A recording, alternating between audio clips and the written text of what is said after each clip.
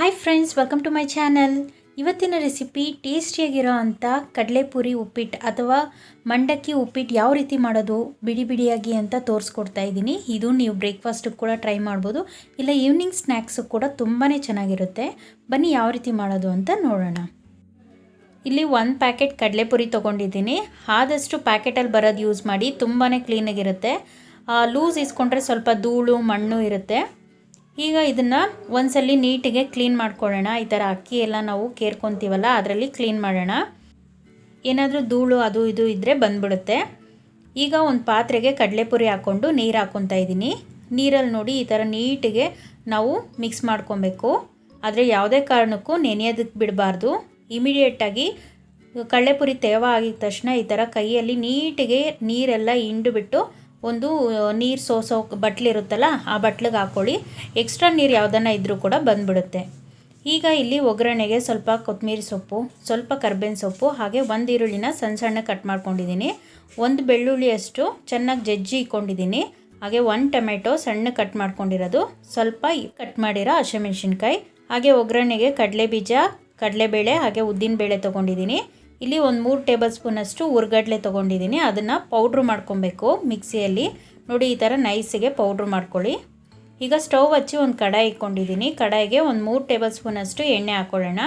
ಎಣ್ಣೆ ಸ್ವಲ್ಪ ಕಾದ್ಮೇಲೆ 1 ಟೀ ಸ್ಪೂನಷ್ಟು ಸಾಸಿವೆ ಹಾಕ್ಕೊಳ್ಳೋಣ. ಈಗ ಇದಕ್ಕೆ ಕಡಲೆಬೇಳೆ, ಉದ್ದಿನಬೇಳೆ ಹಾಗೆ ಕಡಲೆ ಬೀಜ ಹಾಕ್ಕೊಂಡು ಫ್ರೈ ಮಾಡ್ಕೊಳ್ಳೋಣ.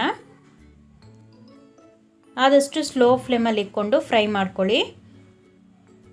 ಇದು ಸ್ವಲ್ಪ ಚೆನ್ನಾಗಿ ಕ್ರಂಚಿಯಾಗಿ ಫ್ರೈ ಮಾಡ್ಕೊಬೇಕು, ಆವಾಗ ತಿನ್ಬೇಕಾದ್ರೆ ತುಂಬಾ ಟೇಸ್ಟಿಯಾಗಿರುತ್ತೆ.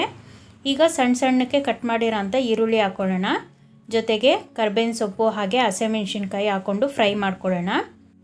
ಈಗ ಜಜ್ಜಿರೋ ಅಂಥ ಬೆಳ್ಳುಳ್ಳಿ ಹಾಕ್ಕೊತಾ ಇದ್ದೀನಿ. ಇದು ಪ್ಯೂರ್ಲಿ ಆಪ್ಷನಲ್ಲು. ನಿಮಗೆ ಬೆಳ್ಳುಳ್ಳಿ ಫ್ಲೇವರ್ ಇಷ್ಟ ಆದರೆ ಹಾಕ್ಕೊಬೋದು, ಇಲ್ಲರೆ ಕಂಪ್ಲೀಟಾಗಿ ಸ್ಕಿಪ್ ಮಾಡ್ಕೊಬೋದು.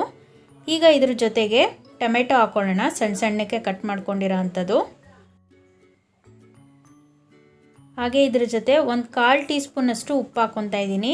ಉಪ್ಪಂತೂ 1/4 ಟೀ ಸ್ಪೂನ್ ಹಾಕ್ಕೊಳ್ಳಿ ಸಾಕಾಗುತ್ತೆ, ಯಾಕಂದರೆ ನಮಗೆ ಕಡಲೆಪುರಿಯಲ್ಲೇ ಉಪ್ಪಿನಂಶ ಇರುತ್ತಲ್ಲ ಅದಕ್ಕೋಸ್ಕರ. ಹಾಗೆ ಒಂದು 1/4 ಟೀ ಸ್ಪೂನಷ್ಟು ಅರಿಶಿನ ಆ್ಯಡ್ ಮಾಡ್ಕೊತಾ ಇದ್ದೀನಿ. ಈಗ ಇದೆಲ್ಲ ಸಾಫ್ಟಾಗಿ ಟೊಮೆಟೊ ಎಲ್ಲ ಬೇಯೋವರೆಗೂ ಫ್ರೈ ಮಾಡ್ಕೊಳ್ಳೋಣ. ಈಗ ನಾವು ಚೆನ್ನಾಗಿ ನೀರೆಲ್ಲ ಡ್ರೈ ಮಾಡಿ ಇಟ್ಟಿರೋ ಅಂಥ ಕಡಲೆಪುರಿನ ಹಾಕ್ಕೊತಾ ಇದ್ದೀನಿ. ನೋಡ್ತಾ ಇರ್ಬೋದು ಎಷ್ಟು ಉದುರುದ್ರಾಗಿದೆ ಅಂತ. ಒಂಚೂರು ಕೂಡ ನೀರು ಇಲ್ಲದೆ ಡ್ರೈ ಮಾಡ್ಕೊಳ್ಳಿ.